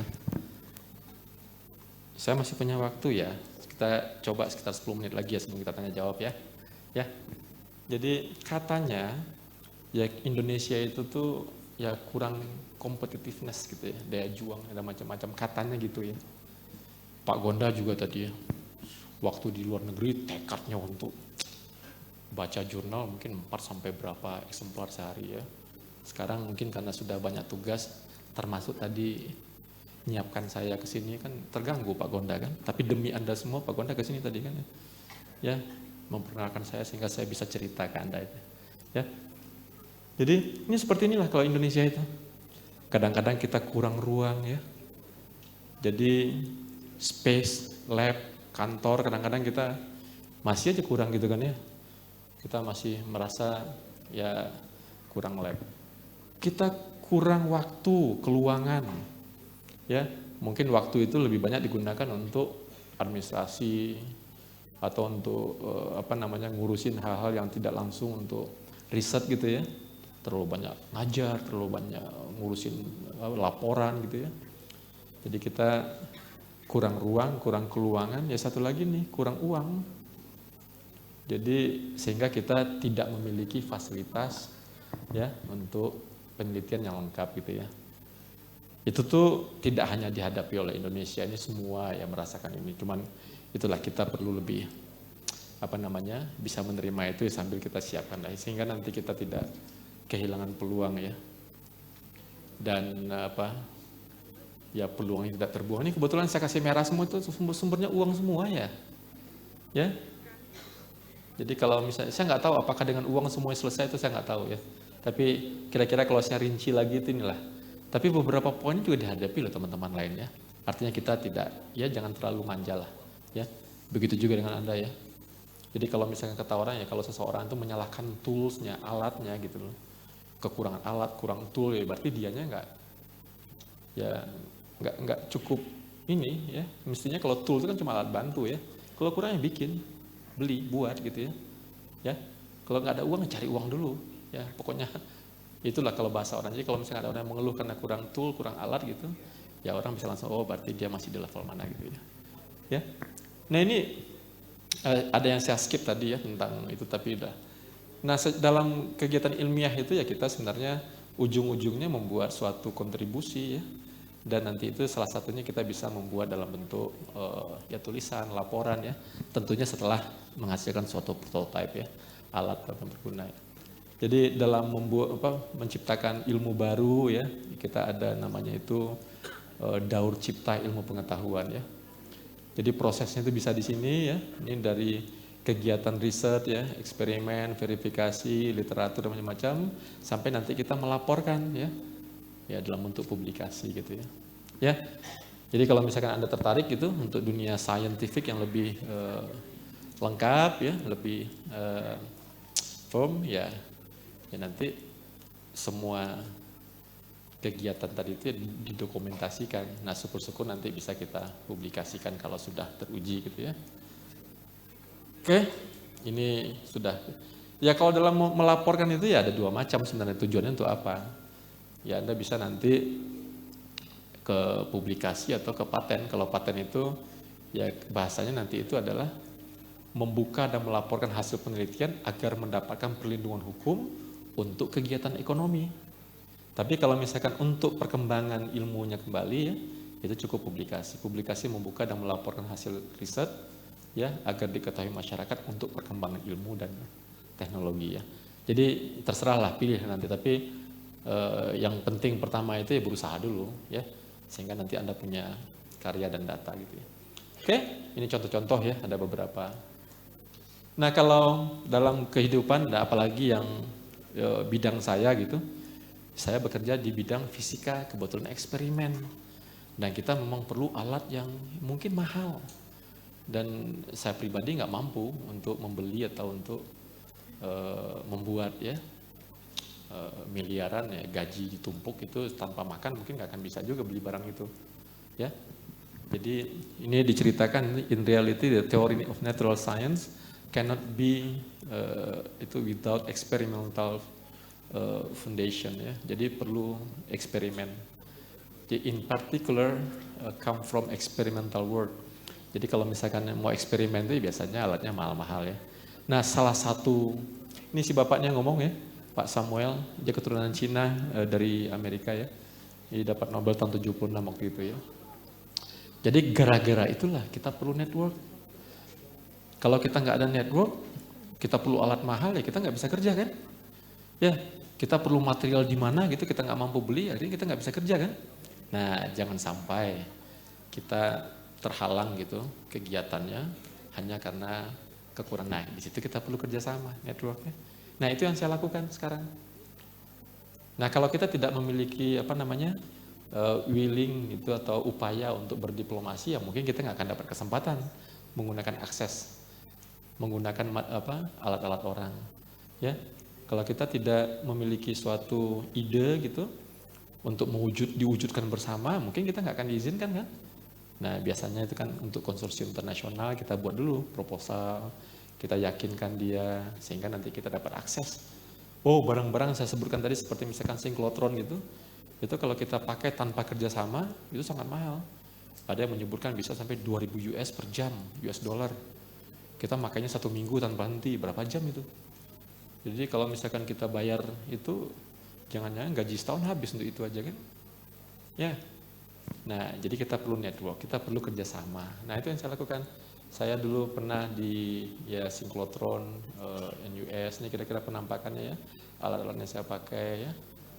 Ini kayaknya saya ini. Jadi ini ini saya. Ini teman-teman kita ya, ada yang dari Cina, ada yang dari ini Indonesia ya, ini dari Kanada sekarang ya, yang baju hijau itu saya ya. Di sini ada lagi yang dari India nanti ya. Ini mahasiswa-mahasiswa saya waktu saya kerja di NUS waktu itu ya. Jadi kita sambil riset, kita makan-makan. Ini juga beberapa temannya ada dari India, dari Jerman ya, dari Hungary ya. Yang baju merah itu dari Jerman, yang baju biru itu dari India. Ini yang paling kanan ini dari Hungaria ya. Jadi kita memang harus ya bisa berkomunikasi sekaligus ya kerjasama gitu ya. Ini juga di Nagoya University ya. Ini tadi sudah saya tunjukkan fotonya. Ya saya memakai alat-alat mereka juga. Ya. Ini dari Prancis dia ya. Ini dari Cina. Ini bekas kolega saya mahasiswa dulu kita di Jepang ya. Jadi ini beberapa. Ini saya juga pakai di UV-SOR ini juga di Nagoya tapi di kota yang berbeda. Ini di Okazaki. Ini bentuknya. Jadi kalau misalnya kita kerja di tengah-tengah itu, Anda bisa bayangkan kita itu sebagai ya kecil sekali kita di situ. Saya nggak tahu ke sana. Jadi kita dalam ini luas sekali ya, luas di bawah itu dan ada akselerator di sana ya. Jadi ya nggak mungkin kita diberi izin menggunakan alat-alat itu kalau kita tidak memiliki hubungan yang baik dengan mereka ya. Dan ini gratis, saya gunakan gratis, malah kalau itu kita dibayar malah dalam membantu untuk mewujudkan program-program mereka di situ ya. Bayangkan kita diizinkan pakai alat mereka, kita juga difasilitasi, apakah transportnya, mungkin dikasih juga uang harian dan macam-macamnya. Nah, kalau misalnya Anda tertarik, ya mulailah cari informasi dari sekarang ya. Ini di Tokyo ya, Nihon University ya. Ini saya juga punya banyak mahasiswa di situ. Saya juga sering bawa mahasiswa saya ke sana. Ini di KAIS ya, ini mahasiswa saya ya. Di Korea. Ini di Groningen, di Belanda. Ya, ini kita punya kolaborator juga di situ ya. Ini di NU tadi. Nah, ini si Brian Smith tadi. Ini pemenang Nobel. Ini mahasiswa saya. Ya, jadi dapat kesempatan beberapa bulan untuk internship di NU ya. Dari dana dari mereka semua. Dana dari mereka ya. Kemudian dapat kesempatan untuk berinteraksi dengan orang-orang yang memiliki reputasi dunia gitu ya. Jadi ya kita harus tuh buka. Ini juga udah seperti mentor saya ini ya. Ini orang hebat sekarang, dia ini adalah ketua Akademi Ilmu Pengetahuannya Australia. Jadi Jagadish, Profesor Jagadish dari NU. Pernah saya undang ke Indonesia 2 kali ya, Jagadish. Ini juga di NTU ya, di Singapura ya. Ini teman-teman profesor di situ ya. Ini mahasiswa. Kemudian kita juga pernah di Trieste di Italia ya. Kemudian MEPI ini datang ke lab saya dari Rusia ya, dari Moskow. Ya ini dari Saclay, dari Prancis ya. Ini waktu di Italia ya, kita masih menggunakan fasilitas mereka ya. Ya ini kira-kira gambaran kegiatan ya. Ini di Ehime University Jepang ya. Ini saya terlibat juga di MRS Jepang, MRS Singapura, MRS Australia ya. Kemudian terakhir saya juga diminta sebagai commissioner untuk development ya di IUMRS ya. Jadi ini internasional, jadi sekarang itunya dari Beijing pindah ke Portugal sekarang, base camp kita. Ini juga ya acara-acara kita nih, pemenang Nobel dari Prancis ya. Nah, dalam beberapa kegiatan saya juga di dalam negeri juga berusaha mengumpulkan barisan-barisan yang itu melalui kementerian ya. Jadi kita ada acara SCKD, Simposium Cendekia Kelas Dunia, itu dalam beberapa tahun terakhir ya saya jadi ketuanya gitu, kita undang. Jadi peneliti-peneliti top dunia dari Indonesia gitu. Kadang-kadang setahun itu kita undang 60-75 orang ya, kita biayai itu. Jadi datang ke kampus, kita dari Indonesia, dari Jakarta nanti kemudian kita sebar ke daerah-daerah. Ada yang ke Ambon, ada yang ke Padang, ada yang ke Aceh gitu ya, ada yang ke Jawa.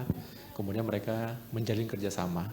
Dalam setahun itu nanti kita lihat apa achievement yang bisa mereka lakukan di situ ya. Ini di SCKD ini.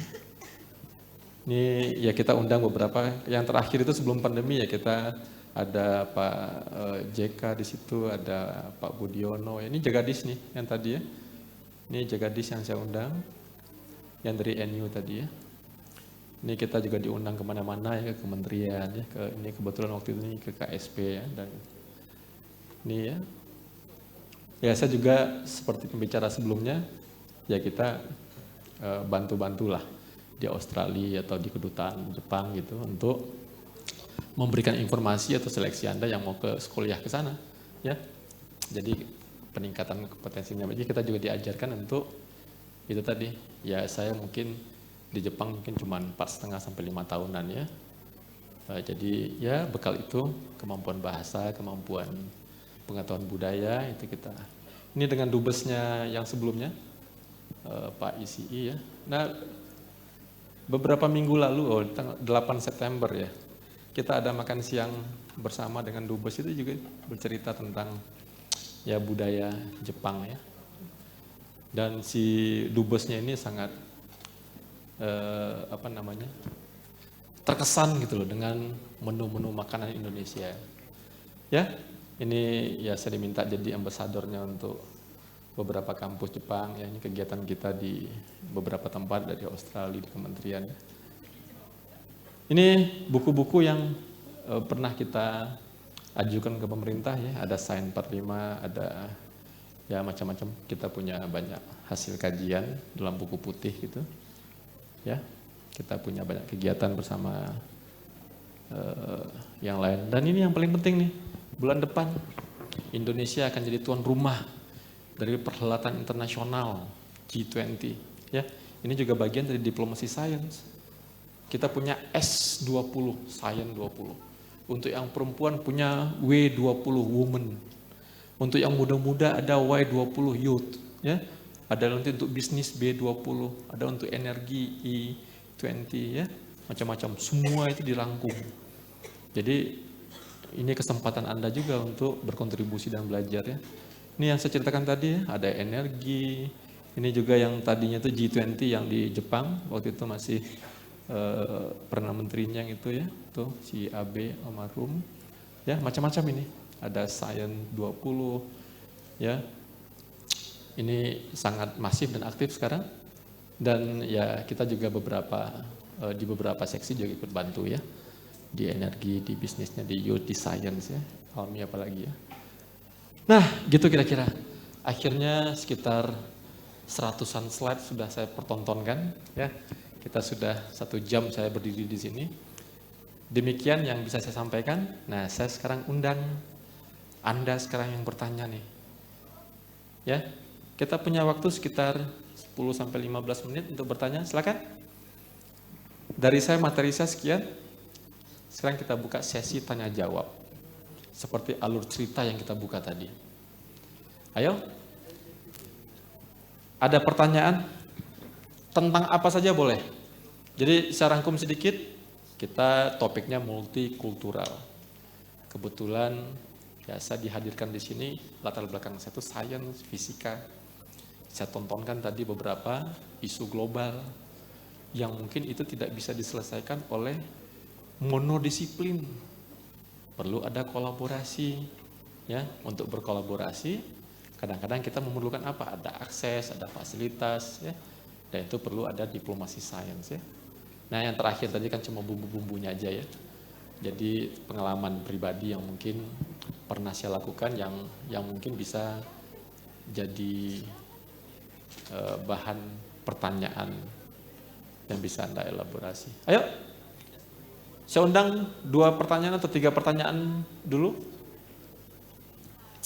Silakan ke mic bagi yang mau bertanya.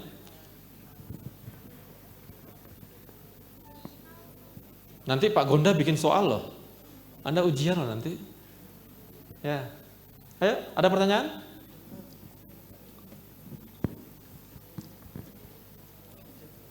Terlalu sulit kah? Ya, silakan. Sambil menunggu teman Anda bertanya, Anda silakan berpikir, kemudian Anda bisa langsung ke belakang mic untuk ngantri ya. Sebelum bertanya, silakan sebutkan nama dan program studi di sini namanya. Ya, program studi Anda ya. Silakan. Oke, mohon izin Pak, perkenalkan nama saya Muhammad Supratman dari Prodi Hubungan Internasional. Terkait materi yang kita bicarakan kali ini yaitu tentang sains dan teknologi ya.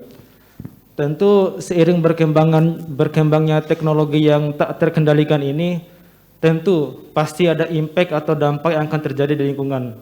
Nah, tahun 2001 kalau salah ya, mohon maaf kalau salah data dari saya, itu tidak sedikit dari negara-negara besar itu mengimpor membuang limbah sampahnya itu ke negara-negara berkembang di Asia Tenggara. Nah, hal itu tentu menjadi dampak yang luar biasa dari seiring perkembangan zaman. Nah, dari teknologi sendiri itu apa dampak? Pasti akan ada dampak gitu dari berkembangnya teknologi yang tak terkendalikan ini. Nah, mungkin itu aja dari saya Pak. Mohon maaf. Lebih kurangnya mohon maaf. Wassalamualaikum warahmatullahi wabarakatuh. Waalaikumsalam warahmatullahi wabarakatuh. Namanya tadi siapa? Siapa? Muhammad Supratman. Muhammad Supratman ya. Baik, makasih. Jadi fokusnya lebih kepada limbah ya. Ya, saya jawab dulu aja ya sambil menunggu pertanyaan dari yang lain. Ya, betul. Jadi kemajuan teknologi itu juga menghasilkan limbah. Sebenarnya tidak hanya kemajuan teknologi maju aja gitu ya. Nah, sekarang sudah banyak, saya ambil contoh untuk teknologi baru misalkan. Anda tadi mungkin ada handphone lama, ada monitor lama gitu ya, barang-barang elektronik yang sudah tidak terpakai atau ketinggalan zaman, itu dibuang kan, ya. Nah sekarang juga ada cabang baru, jadi misalkan bagaimana merecycle gitu, memilah-milah barang-barang yang masih bisa dipakai di sampah-sampah elektronik tadi. Anda pernah buka casing komputernya nggak? Atau melihat isi dari handphone Anda itu enggak? Itu banyak sekali loh material di situ ya. Malah di situ nggak sedikit loh emas di situ ya. Jadi wire yang dipakaikan untuk menghubungkan suatu chip ke katodanya itu kadang-kadang pakai emas itu. Ya. Bayangkan coba tuh, mungkin di setiap handphone tuh ada beberapa gram atau beberapa miligram emas gitu. Ya.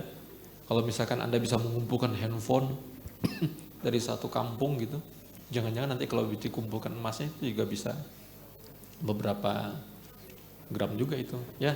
Nah sekarang sudah banyak ya bidang-bidang yang bisa memilah-milah sekaligus memproses limbah-limbah tadi.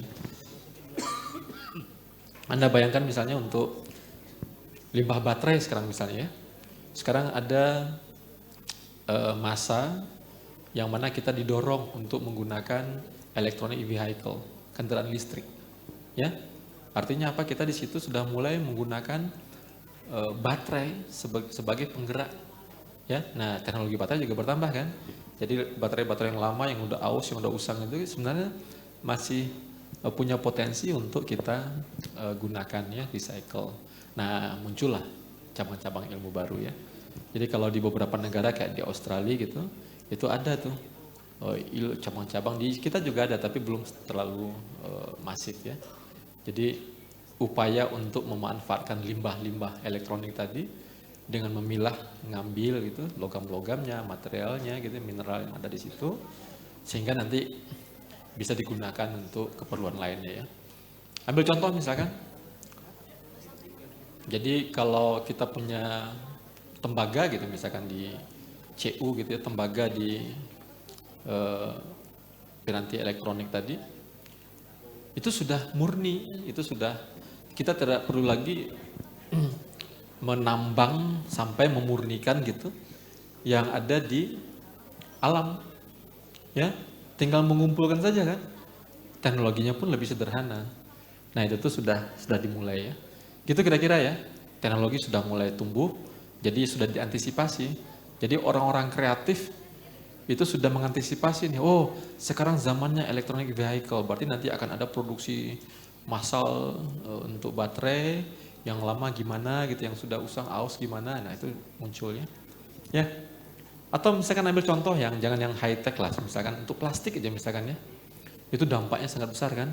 Jadi kalau Anda lihat itu pesisir selatan Asia itu, India sampai ke Malaysia atau Sumatera bagian barat itu tuh sampah plastik itu sangat banyak. Malah Indonesia itu tuh katanya ya peringkat tertinggi juga berkontribusi dalam tempat penumpukan sampah atau penghasil sampah plastik. Ya. Nah sekarang kan sudah banyak proposal gitu, usulan-usulan untuk mengurangi penggunaan plastik ya. Jadi ada material-material yang diusulkan untuk mengganti plastik. Ada yang dari ya bahan yang polimer buatan, ada yang dari bahan alam gitu ya. Jadi untuk meminimalisir sampah tadi, itu ada upaya untuk ada yang menggantikan, ada yang mengolah gitu sehingga kita bisa pakai terus ya. Gitu ya. Jadi sudah banyak bidang-bidang di bagian sampah ini, waste tadi ya. Jadi yang seperti yang saya tadi tampilkan di layar, ya Cina, Amerika, ya, India itu adalah penyumbang sampah-sampah elektronik tertinggi di dunia. Nah, tentunya kalau ya tahun 2000 dulu gitu, itu di Jepang bagian utara itu, di perbatasan ke Korea itu tuh mesin cuci, kulkas, TV dan macam bekas itu tuh ditumpuk di situ semua. Kemudian dipilah-pilah. Jadi mana logam yang masih bisa diambil, dipretelin semua tuh ya, dibuka semua tuh, dipilah, apa namanya, dikontrolnya itu tuh yang bagian-bagian yang besi apa dipilah. Nanti tinggal dipanasin aja. Jadi tanpa memiliki tambang mineral gitu seperti Indonesia, akhirnya mereka juga punya kan barang-barang yang sudah jadi, tinggal dibersihkan kemudian diolah, di recycle. Dan untuk beberapa kondisi itu lebih efektif dibandingkan menggali baru di tambangnya. Gitu kira-kira? Cukup menjawab? Ya, siapa lagi yang mau bertanya? Ya, silakan. Silakan disebutkan nama dan program studi Anda ya. Ayo, yang lain sambil berpikir apa yang ingin kita diskusikan. Ya, silakan. Assalamualaikum warahmatullahi wabarakatuh. Waalaikumsalam warahmatullahi wabarakatuh. Nama saya Bintang Ramadan Sukadavi dari program studi hubungan internasional. Di salah satu slide Bapak tadi saya membaca multikulturalisme itu dapat meningkatkan hutang negara lebih besar. Mengapa bisa seperti itu, Pak? Hutang negara Iya. Ya mungkin tadi di saat penjelasan tadi ya ada. Iya, yang paling bawah sendiri, Pak. Ada disadvantage itu ya. Iya. Ya. Ya, itu saja, Pak. Cukup? Terima kasih. Ya, baik. Ya. Jadi Anda bayangkanlah. Jadi sebenarnya perbedaan budaya, perbedaan kepentingan, perbedaan kebutuhan gitu ya. Itu tuh yang menimbulkan apa namanya? Kebutuhan yang beragam juga kan. Jadi semakin banyak permintaan, semakin banyak tuntutan, ya tentunya kita perlu banyak menyiapkan modal kan. Jadi kadang-kadang ya kita tidak mampu untuk memenuhinya itu, ya akhirnya kita kan perlu ngutang ya. Jadi perbedaan budaya tadi kadang-kadang juga men-trigger perbedaan ya kepentingan, interest dan kebutuhan tadi, sehingga kita perlu memfasilitasi setiap perbedaan tadi itu secara adil gitu. Coba Anda bayangkan kalau ada seragam semua, ya seragam semua, kita dalam memenuhi kebutuhan ya udah kasih aja semua sama gitu kan. Jadi mungkin modalnya lebih kecil dan lebih efisien ya. Jadi mungkin tadi saya sengaja itu membuat kata-katanya agak ekstrim. Syukur-syukur tadi teman Anda tadi Sukadafi pernah lihat ya. Kemudian ya itu ya. Jadi dampak tidak langsungnya ke sana. Jadi dalam memenuhi semua kebutuhan tuntutan dari komponen yang berbeda-beda tadi, ya kalau kita tidak memiliki resource sendiri, artinya kita ngutang kan? Ya, itu contohnya seperti itu kira-kira ya. Jadi ya itu bagus, saya senang ya. Saya tidak berharap tadi dibaca, tapi saya agak lama tadi taruh di situ kan. Biasanya kalau saya menulis tabel itu atau menuliskan tulisan yang dilihat pertama itu paling atas dan paling bawah ya. Yang tengah-tengah kadang-kadang udah. Ya nanti itu saya bisa bagikan nanti ya. Kira-kira gitu ya. Jadi multikultural yang menuntut kita untuk menyiapkan kebutuhan-kebutuhan yang beragam ya. Dan kadang-kadang ada yang kecil tapi mahal. Ya. Ada yang banyak mungkin relatif lebih murah dibandingkan yang tadi gitu misalnya. Nah, itu tuh kalau kita tidak memiliki resource yang cukup ya tentunya kita terpaksa untuk utang. Ya. Nah, jangan bayangkan itu untuk sektor yang umum. Bayangkan coba untuk level energi misalkan ya, atau misalkan untuk kesehatan. Ya. Jadi ini saya nggak menyalahkan apa-apa. Ambil contoh misalkan kita beragam. Kita ada 5 agama kan. Ya mungkin 5 agama tadi itu juga menganut beberapa ideologi dan aturan-aturan khusus kan. Ya. Ambil contoh vaksin. Kalau untuk negara yang kayak negara tertentu gitu, mau vaksin dari manapun terserah. Ya, di kita kadang-kadang nggak gitu kan, kita harus mempertimbangkan ya urutannya sampai ke halalnya dan macam-macam kan. Ya nggak? Jadi kita kadang-kadang kalau itu kita terapkan secara lebih tepat, ya kita memerlukan sesuatu yang lebih selektif. Nggak selamanya seperti itu. Tapi itu tuh lebih ke ekonomi nanti ya. Jadi malah negara maju itu tuh jangan dikira nggak punya utang, ya malah kadang-kadang hutangnya itu lebih banyak daripada negara yang kita lihat biasa saja atau negara miskin. Itu yang mereka putar, itu yang mereka olah, itu yang mereka capitalize terus kan, ya. Jadi mereka punya kesempatan untuk membangun lebih cepat ya. Nah kemudian ya kalau di sisi jumlah utang tadi itu relatif ya. Jadi gitu kira-kira ya. Ya, itu kan beberapa contoh di judul itu saya beberapa ya. Jadi selain dari potensi yang sifatnya sosial, itu juga ada nanti dampaknya terhadap ekonomi, ada dampaknya terhadap ya teknologi dan sains gitu ya. Oke. Satu pertanyaan lagi. Ya, silakan. Saya merasa gagal kalau misalnya yang bertanya itu sedikit. Berarti yang saya ceritakan nggak menarik ya? Atau sudah kekenyangan atau gimana ini? Ya silakan, nama dan asal prodi. Bismillahirrahmanirrahim. Assalamualaikum warahmatullahi wabarakatuh. Waalaikumsalam. Nama saya Arya Robi Putra dari prodi Hukum Keluarga Islam. Mohon maaf, pertanyaan saya agak geser sedikit. Sebagaimana yang telah dijelaskan bahwa multikulturalisme itu adalah banyak agama, suku, budaya, dan nilai-nilai di situ. Namun tidak lepas daripada subjek daripada multikultural yaitu kemanusiaan. Artinya multikultural dalam bidang kemanusiaan. Jika kita lihat di Indonesia ini, kemanusiaan merupakan salah satu hal yang sangat perlu kita kaji bersama karena banyak masalah di situ. Jika kita lihat juga dalam hukum internasional, saya kira mahasiswa HI ini harus bisa memahami betul. Disebutkan dalam namanya ada Statuta Roma.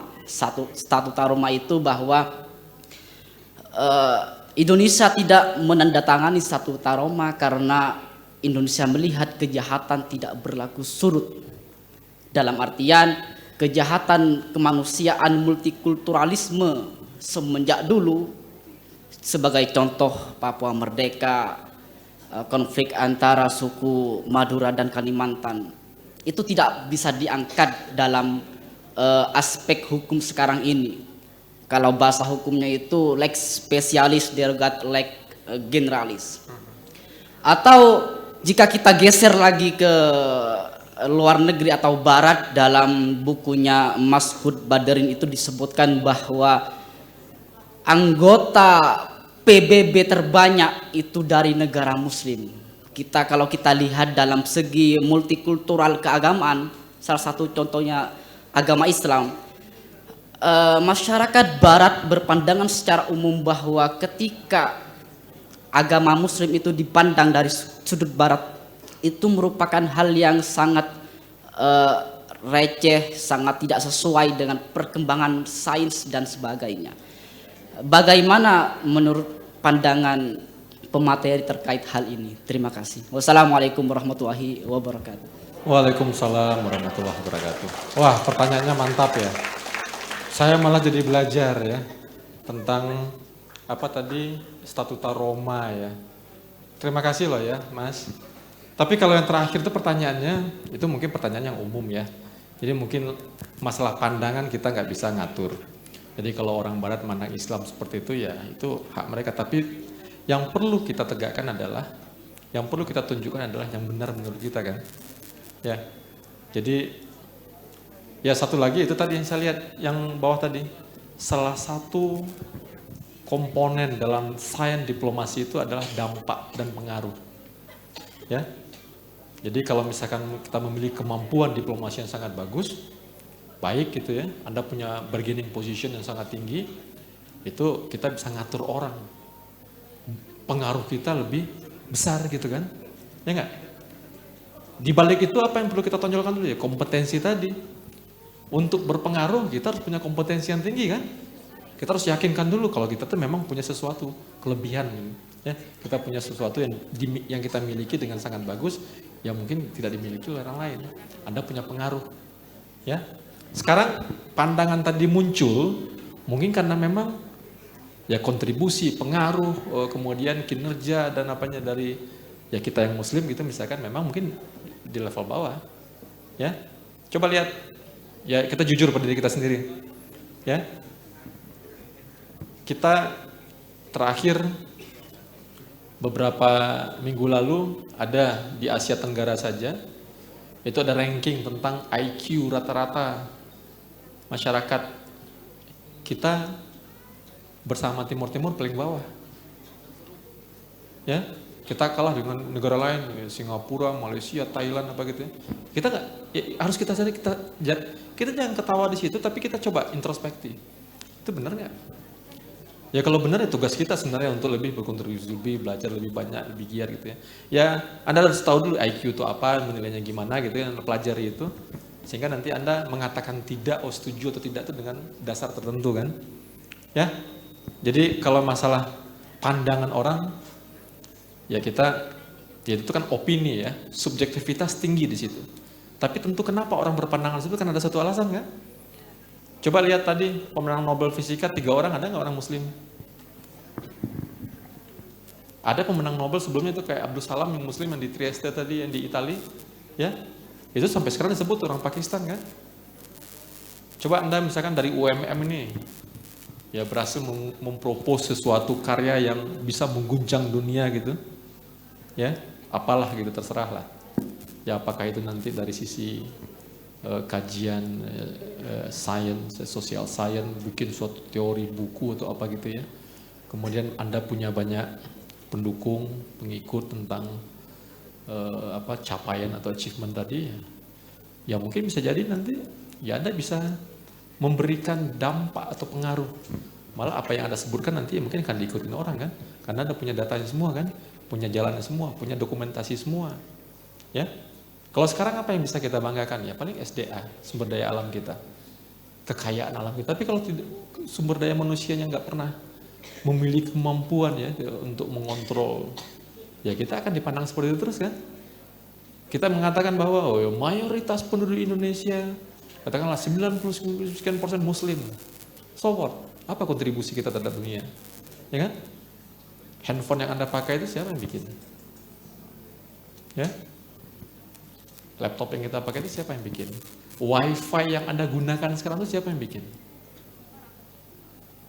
Ya, Anda bisa atau misalkan menerima ya teknologi transfer data dari WA, Anda chatting sekarang, siapa yang bikin WA? Anda main Facebook, main IG, siapa yang bikin? Ya, jadi jangan kita salahkan pandangan orang karena kita memang tidak memberikan kontribusi atau belum, ya. Jadi kalau Anda ingin dianggap, katakan apalagi mau jadi pemimpin nih, apalagi mau jadi ya leader di satu bidang, punya otoritas untuk mengatur, tunjukkan dulu kompetensi kita, tunjukkan dulu itu kemampuan kita, gitu ya. Sip ya. Jadi terima kasih tadi ya tentang pandangannya ya, multikultural dalam kemanusiaan dan macam itu, saya setuju, nggak ada masalah di situ ya. Tapi yang saya catat tadi itu ya tentang pandangan yang Anda tanyakan tadi ya. Jadi Anda di sini mungkin ada sekitar 400-500 orang gitu ya. Kalau Anda lihat tadi orang-orang besar yang saya kutip beberapa slide tadi, coba lihat di usia Anda ini apa yang mereka kerjakan. Anda gitu nggak? Di umur-umur 20 tahun apa yang sudah mereka dapatkan? Ya, ngapain mereka di situ? Bandingkan dengan kita sekarang. Ya, sip. Oke, saya rasa dari siapa tadi, Putra ya, itu pertanyaan terakhir. Jadi di awal tadi ya saya kasih email ya. Kemudian kalau misalkan Anda main ke Bandung nanti nyasar ke ITB, nanti mampir ke tempat saya, silakan ya. Kita bisa lanjutkan diskusi gitu ya. Banyak yang seperti itu. Kemudian ya saya cuma mengharap apa yang kita diskusikan pada hari ini bisa memberikan suatu tambahan informasi lah ya. Ya syukur-syukur ada semangat untuk meneruskan apa yang kita cita-citakan ya. Demikian dari saya, terima kasih. Wabillahi taufiq wal hidayah. Kalau ada yang kurang mohon dimaafkan dan selamat beraktivitas, selamat belajar. Semoga Anda semua menjadi insan-insan yang sukses. Amin. Wassalamualaikum warahmatullahi wabarakatuh. Waalaikumsalam warahmatullahi wabarakatuh. Ya, terima kasih banyak Prof. Yudi Dharma yang telah memberikan pencerahan luar biasa bagi kita ya.